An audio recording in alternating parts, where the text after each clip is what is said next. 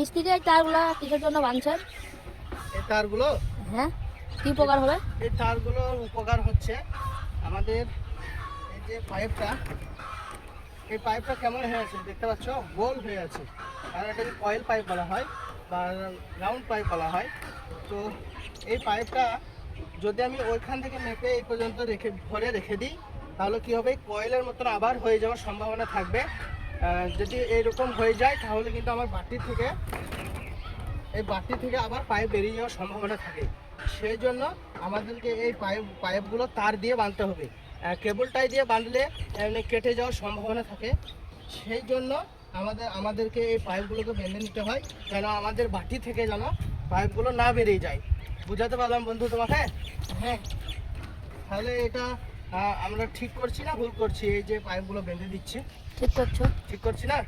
তো আমাদের পাইপ না বাঁধলেও কিন্তু আমাদের কিছু টাইমের মধ্যে হয়ে যেত কাজটা, কিন্তু আমাদেরকে পাইপ বাঁধতেই হবে, না হলে বাটি থেকে বেরিয়ে যাওয়ার সম্ভাবনা থাকবে, আর ওয়ারিং করার কোনোই মানে হয় না। তো সেই জন্য আমরা পাইপগুলো বেঁধে দিই। আর তুমি যখন কাজ করবে তুমিও বেঁধে দেবে, ঠিক আছে? হ্যাঁ, বুঝাতে পারলাম? কোনো প্রবলেম হবে না নাকি? No problem. কেন প্রবলেম আসবে? এটা তো 100% বাঁধতেই হবে, না বাঁধলে কিন্তু বেরিয়ে যাবে। যদি বেশি টাইট যদি কেটে যায় পাইপ? পাইপ কাটবে না, কোনো দিন বেশি টাইট হবে না। তোমার হাতের কাছে সব কিছু নিজেকে সেফটি হিসেবে বেঁধে নিতে হবে। এই কই বাঁধছি আমি দেখাচ্ছি, কেন তার কাটবে। হাতের মধ্যে বেঁধে নেবে, এখান থেকে 2 পাক টাইট দিয়ে দেবে, আর নড়ে না, তাহলে এটা সরে যাওয়ার চান্স থাকছে না।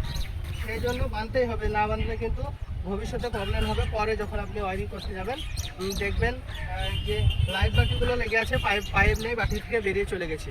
সেই জন্য আপনাকে যত বেশি বাঁধবে তত সেফটি থাকবে। এই জায়গার মধ্যে 1, 2, 3টে, এখন আমি এখানে একটা দেবো এবং এখানে একটা দেবো, 5টা বান্ধন দেবো। কারণ আমি চাই যে আমার কাজটা যেন অন্য কেউ দুর্নাম না দেখ এবং আমাকে ভবিষ্যতে যেন আমার প্রবলেম না আসে। সেই জন্য আমি এরকমভাবে কাজ করে থাকি। তো বোঝাতে পারলাম বন্ধুরা? তো থ্যাংক ইউ, ভালো থাকবেন।